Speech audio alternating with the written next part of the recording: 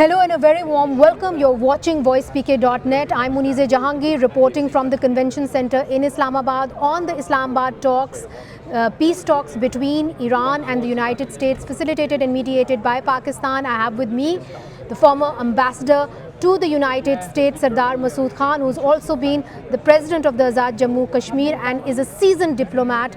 You have seen negotiations unfolding many times in your life. These are perhaps one of the most crucial negotiations that are going to take place. Iran has already set the preconditions. One, that there should be no strikes in Lebanon, and second, that America should unfreeze all the assets before they begin talks. But the talks are underway now. So do we assume that these 2 points have been agreed on? Well, I think that both sides have taken maximalist and extreme positions before the start of the negotiations. But they will have to find the middle ground. And yes, you mentioned two things, and these are demands from Iran. But there is also a demand from the United States, which is free navigation through the Strait of Hormuz.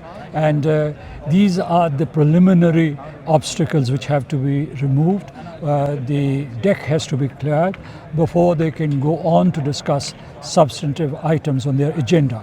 Now, I think that it was the understanding of Pakistan and Iran that it was a comprehensive ceasefire. It was not only confined to Iran or the cessation of attacks by the United States and Israel on Iran, and Iran's retaliation in the Gulf region, but Lebanon was included. Yes. And Lebanon was included. I think there has been some breach at some point, and that's why it's imperative that Israel should be restrained, because Israel has agreed under the American pressure, they have agreed to have negotiations with Lebanon.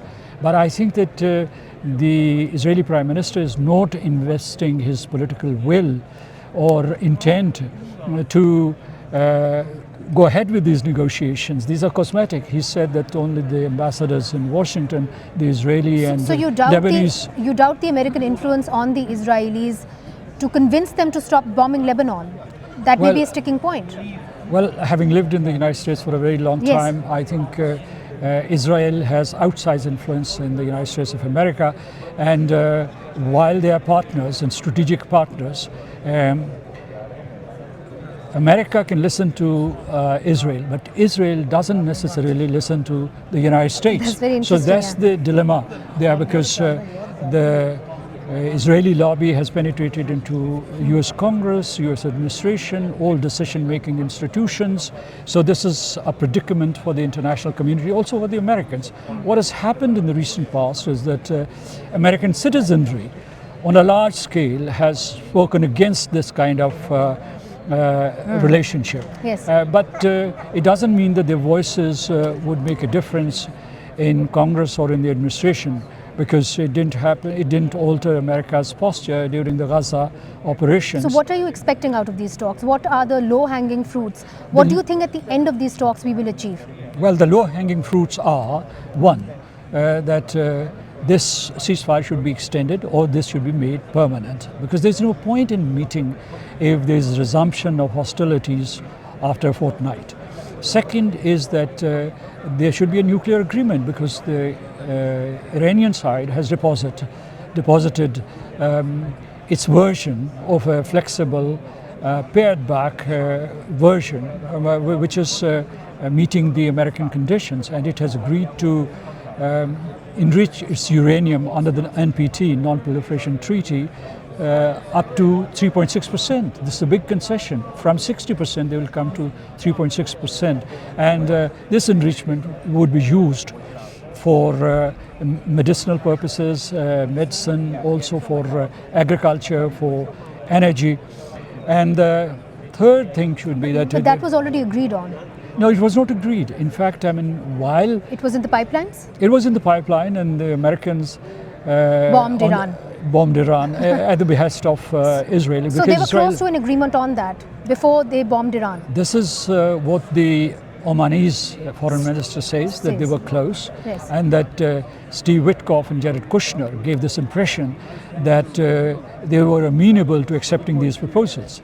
Well, all of a sudden, Netanyahu traveled to Washington, or contacted Washington, and persuaded President Trump to attack Israel, and the pretense was, or the pretext was, that there was an imminent threat to the United States. To the United States, imminent threat of an attack from Iran in the next couple of days or a week or so. So that's the background. Yes, and you were coming to the third point. The third point is that there should be some preliminary understanding of the rules and regulations for the governance of the Strait of Hormuz, because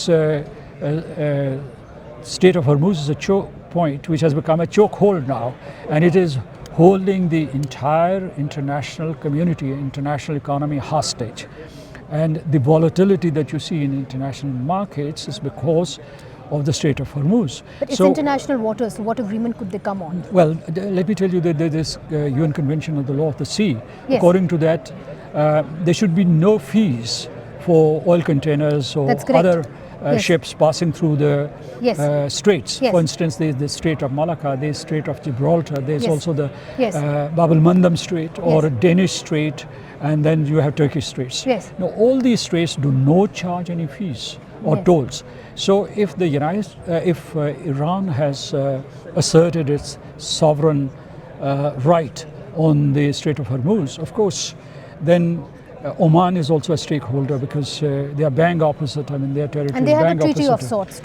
Well, they are trying to develop a treaty of sorts. Okay. And so I think that one will have to visit the Law of the Sea again, because these are free passageways, in contrast with the two canals that are cited quite often. So what do you think that the Iranians will wrangle a deal? I mean, what kind of a deal will they wrangle with the United States on the Strait of Hormuz? What I can expect is that there would be the lowest common denominator on which they can agree, and which is that they build trust, and they also say that we would find a modus vivendi for some sort of agreement on the Strait of Hormuz.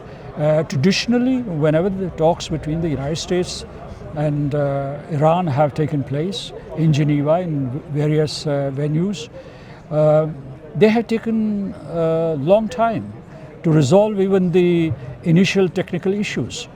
So this is a very tall order. Yeah, which is why the United States called the Iranians tough negotiators, probably. So are the Americans. As a matter of fact, Americans are very accomplished negotiators.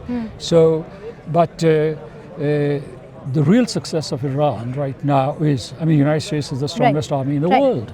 Right? And Israel is the strongest army, has the strongest military power in the region.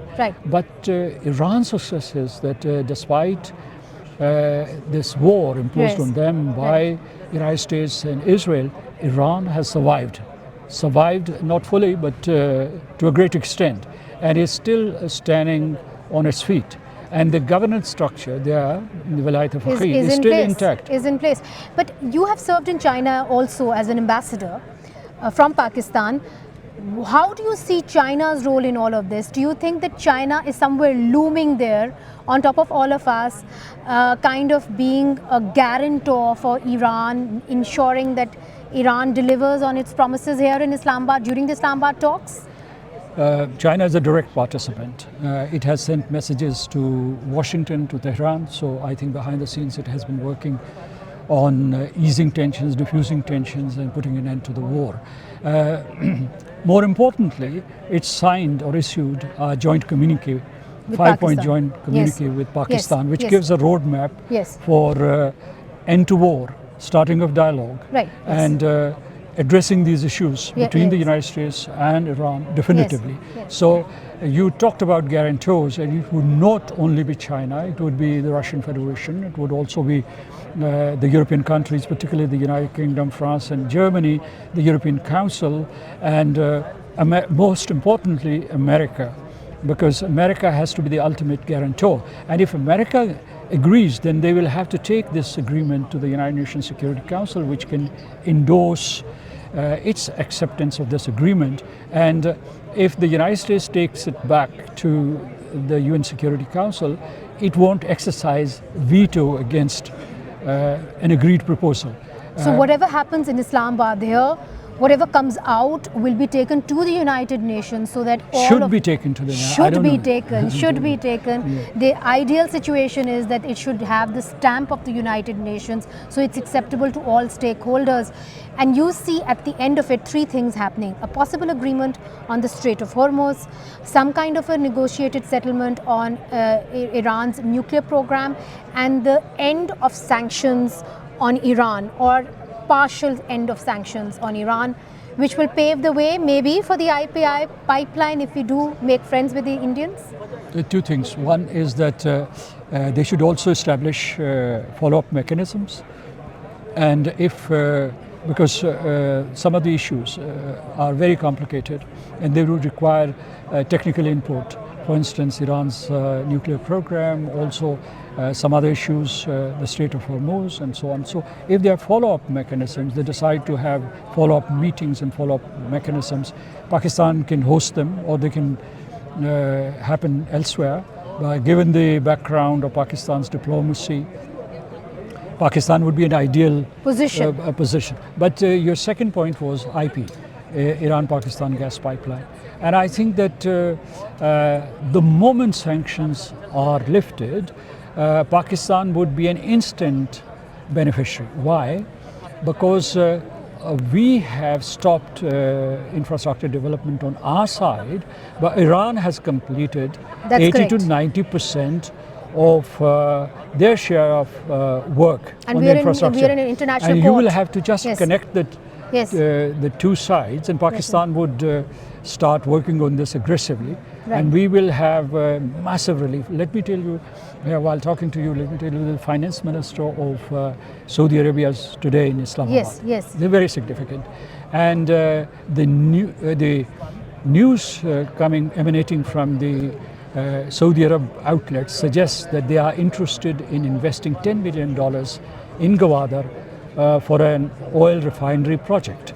Now this is a momentous development, and then they are also thinking of adding their deposits in the State Bank of Pakistan. So these are those. So this is a signal that if the sanctions are lifted off Iran, Saudi Arabia would be interested in buying oil through the Gwadar port, or? Yes, of course, at least refining it here. Refining it and the last point that I want to make here is that, during this whole turbulence and the difficulties that the oil tankers were facing, passing through the Strait of Hormuz, lots of ships, oil tankers, they move towards Gwadar and Pakistani ports. Yes, but we have Chabahar as well. So I mean, that's the obvious choice if the sanctions on Iran are dysfunctional right now. India has pulled out its investments from that. That's correct. And so I think that we are not insecure or scared of other ports. India is, and some other countries are. I don't want to name them. But we invite open competition with the port in Dubai or Singapore or all other littoral states in the Indian Ocean. They can compete, as a matter of fact. But I think when investors come in, you know which way politics is going to go, and you've pointed it out very correctly. Thank you so much for speaking to us on this very important day. And here we had Sardar Masood Khan. He's the former president of Azad Jammu Kashmir. He's a seasoned diplomat, and he's chalking out exactly what's going to happen at the end of the talks, what Pakistan is hoping for, what is likely to come out of these talks. And it's extremely important to note that one of the things that is going to come out of the talks is some kind of an agreement on the Strait of Hormuz, that there will be some kind of an agreement on Iran's nuclear program, and thirdly that there would be an end to the sanctions, partial end to some kind of sanctions on Iran, or at least a framework by which the two countries, the United States and Iran, can move forward towards these goals. This is Muniza Jahangir reporting for Voicepkdotnet. Keep watching this space. आपकी खबर आपकी आवाज़ voicepkdotnet